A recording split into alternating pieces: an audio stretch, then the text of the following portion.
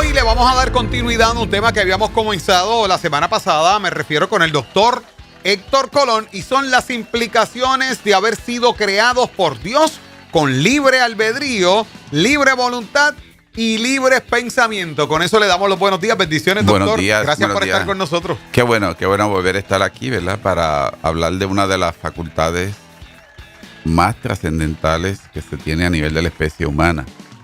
Y cuando hablo de facultades, es aquello que es de carácter superior en nuestra especie y que está definida como el libre albedrío. Libre albedrío supone la capacidad inherente de la especie humana de tomar libremente sus propias decisiones, sin ninguna otra trascendencia que la postura de tomar una decisión que cuesta, porque la mayoría de las decisiones cuestan, claro, con una ciertos elementos implicados en esa toma de decisión, porque no es libre completamente. Hay una serie de factores que la inciden, y cuando digo que la inciden es que la agravan. Claro. Pero voluntad al fin, lo nota. Y cuando digo que la agravan y la inciden es que están directamente relacionadas con asuntos de la toma de decisión de una persona. Número uno, a nivel del cristianismo, de nuestra teología cristiana, se ha definido que por lo cual es una facultad suprema, es una dádiva de Dios. ¿Okay? La libre voluntad es una dádiva del Dios del cielo. En Jesucristo encontramos, a modo de resumen, el mejor ejemplo a nivel de toda la historia del ejercicio libre de su voluntad, cuando dice: yo no vine a hacer mi voluntad sino la de mi Padre. Claro, esa decisión la tomó allá en la eternidad, donde se estaban decidiendo. La toma de decisiones de lo que habría de ser la misión de Jesucristo, él la tomó allá arriba. Y dijo: Padre, cuando yo vaya allá a realizar la misión que tú me encomiendas, yo me voy a amarrar a tu voluntad. Y esa es la que yo voy a hacer. Y claro, cuando estaba acá en su humanidad, siempre lo dijo: yo no vine a hacer mi voluntad, yo vine a hacer la del que me envió. Y quiero aclarar esto. Es decir, si uno ve y conoce a una persona por la ejecución y sus decisiones, el verdadero Cristo no lo conocemos. Porque Él no se amarró a hacer su voluntad. Él se amarró a hacer la voluntad de su Padre. Y desde que nació hasta que murió, solamente lo hizo. Teológicamente escuche este detalle teológico que me vuela el cerebro. En la primera vez que viene, no conocíamos el verdadero Cristo porque la única voluntad que Él ejerció fue la de su Padre, punto. Y se escondió, se abrazó, se vistió de ella y se comprometió con ella. En su segunda venida, entonces Él viene en su carácter único, como Rey y Señor, en el ejercicio pleno de su voluntad. Miren la diferencia, ¿ok? Ahora, esa voluntad, el Señor nos dijo: eso es un regalo de mi Padre que te la doy a ti. Pero nosotros estamos insertados en una biología, en una anatomía. Nosotros estamos insertados en unas circunstancias medioambientales en que nos inciden. Y es natural que nuestras circunstancias aportan, depositan en nosotros e inciden de una manera tan entrelazada que es difícil yo quitar el cúmulo de experiencias en las circunstancias que estoy, porque las circunstancias que estoy generan tanta y tanta cantidad de situaciones que mi cerebro convierte todo el espectro de todas las situaciones donde yo estoy en memoria. Mi cerebro lo va a hacer. Mi cerebro convierte el espectro de todas esas situaciones ambientales de relaciones, las convierte en emociones. ¿Lo notas? Las convierte en aprendizaje. Las convierte en conocimiento. Las convierten en referencias de vida. Las convierten en dinámicas. Pues por lo tanto, yo, tú, todos como ser humano tenemos un cúmulo. Ese libre albedrío, entonces están amarradas a esas circunstancias, a esas experiencias o no amarradas. Déjeme ver cómo. Inciden, la palabra inciden En es. nuestras decisiones y en los que tomamos, en lo que pensamos, en lo que Están decimos. incididas. Okay. ¿Qué significa incidida? Déjame aclarar este término. El término inciden es que están ahí presentes, no se pueden obviar, no se pueden olvidar, inclusive hasta están realizando un rol de querer ser protagonista en el ejercicio de mi voluntad. ¿Lo notas?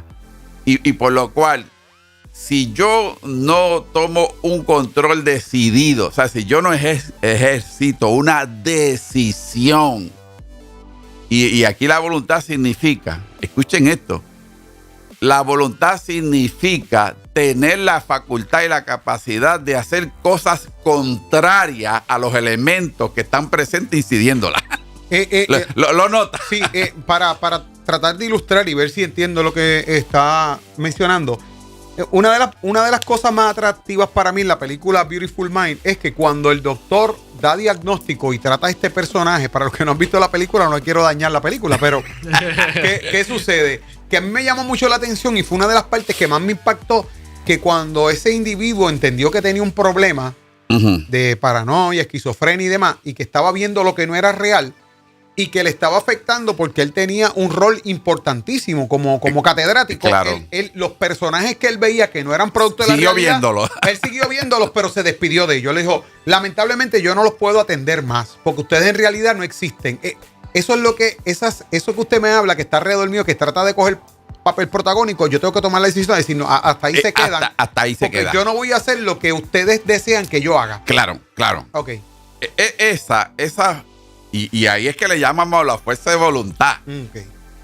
De ahí tanto que amarre. Tienes que tener fuerza de voluntad. Que aclaro, el término fuerza se le añadió a la posteridad, filosóficamente hablando, porque se reconocía que tú tenías la facultad de tomar una decisión contraria a las circunstancias que te incidían en la vida. Ajá. Pero después se vio que ese ejercicio pleno de la voluntad requería fuerza, o requería carácter, requería empeño, requería convicción, requería de esa reserva que tú tienes de pasiones, de fuerza adicional extra, y se amarró tanto que de ahí la fuerza de voluntad. Ok, por lo cual la fuerza de voluntad o el ejercicio pleno de una voluntad tiene un costo. Hermano, es con costo. Por lo cual, hacer cosas contrarias a lo que el cúmulo de experiencia te dice que tienes que hacer requiere determinación, requiere convicción, requiere certeza, requiere autoridad, requiere dominio. Claro, si nos vamos a hablar en el lenguaje bíblico, requiere dominio propio. Mejor dicho, no es fácil el ejercicio de la voluntad, hermano, tiene un costo. Claro. Wow. Porque si esa voluntad no está, y ese proceso de dominio propio, usted me corrige en el planteamiento, es como barco a la deriva, ¿verdad? Para donde me lleve la ola. Por eso hay planteamientos y pensamientos donde dicen, ¿verdad? Secularmente hablando, especialmente gente que no cree en Dios, que el ser humano no dictamina lo que quiere ser. Es un cúmulo de circunstancias. Tu papá fue el que te crió, te fue formando. Le dan especialmente el mérito unos libros, no a quisiera que yo no mencionar. puedo tomar decisiones. Entonces, como que lo que tú eres no lo decidiste tú, lo decidió tus papás, lo decidió el ambiente, las circunstancias, etcétera, etcétera. Claro, la fórmula más fácil es poner la responsabilidad en otro, normalmente. O ponerle el deber en otro. O mejor dicho, el que se excusa, quien va a quedar bien es el que da la excusa. ¿Okay? Y eso es una tendencia natural del ser humano. ¿Ok? Aclaro. Por lo cual, cuando yo vengo al evangelio, y porque la referencia tiene que ser la vida espiritual teológica, ahí yo tengo que armarme de que Dios me privilegió con una facultad que se llama la voluntad y que esa voluntad será libre, como la verdad que me hace libre, siempre y cuando esa voluntad se dirija a acciones de Dios, asuntos de Dios. Claro, claro. Cuando yo tomo una decisión en la dirección de Dios y de lo que eso conlleva, hermano, yo estoy siendo libre. Porque voy a poner la visión y la meta de mi voluntad en aquel que decidió que yo la tuviese para las razones que se me dio. Y que por lo tanto, cuando en mi voluntad encuentro el principio por lo cual se me dio esa voluntad, que es en Dios, entonces yo vengo a ser libre. Y aclaro esto. Tengo que decir esto, porque me vino ahorita y me chocó. Yo no sé si lo voy a decir.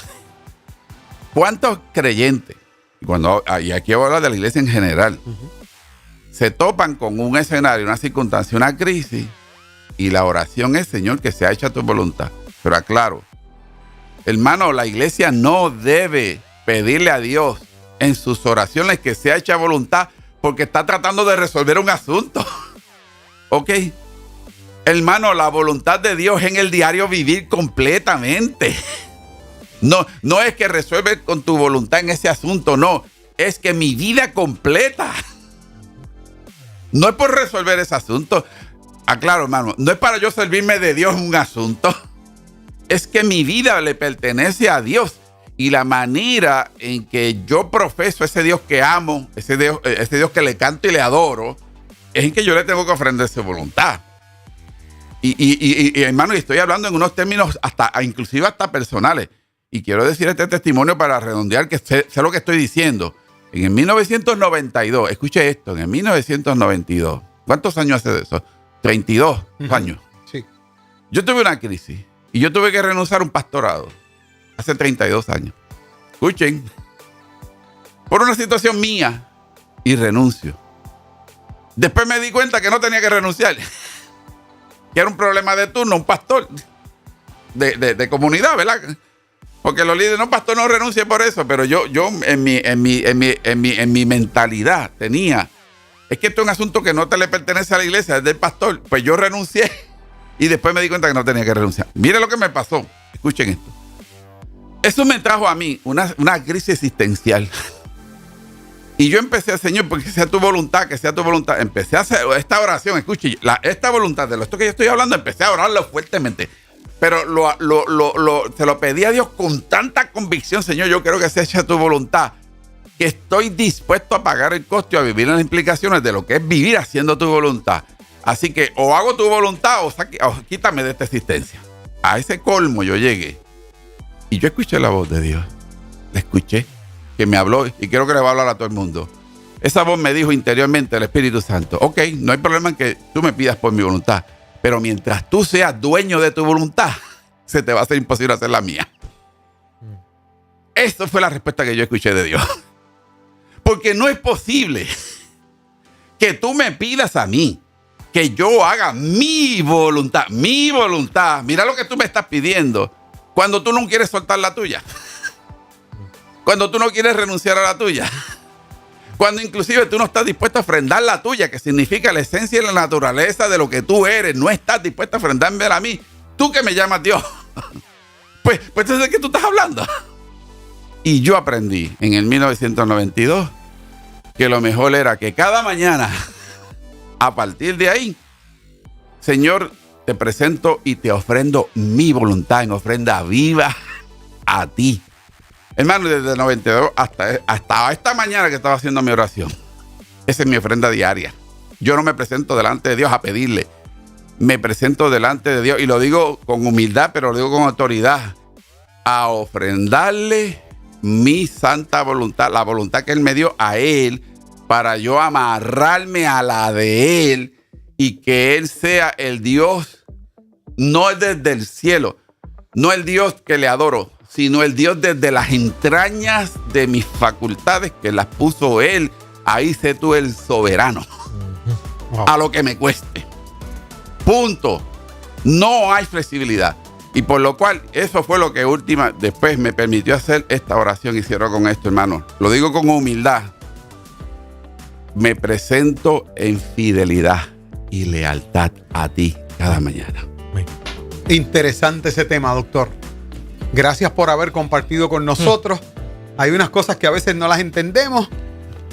Y aquí en Inspira ayudamos, proveemos el mecanismo con nuestros recursos para llevarle a usted todos estos temas. Héctor Colón, ¿cómo podemos conectar con usted? ¿Cómo podemos conseguirlo en las redes? Los interesados. Sí, bendición.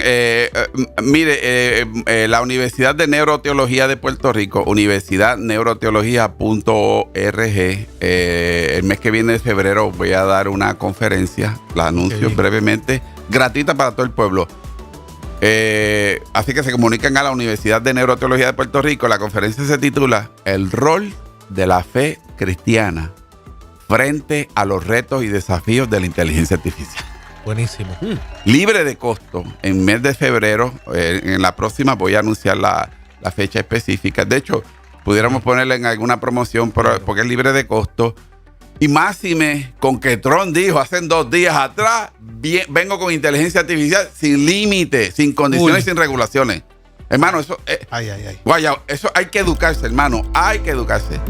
En el nombre del Señor. Amén.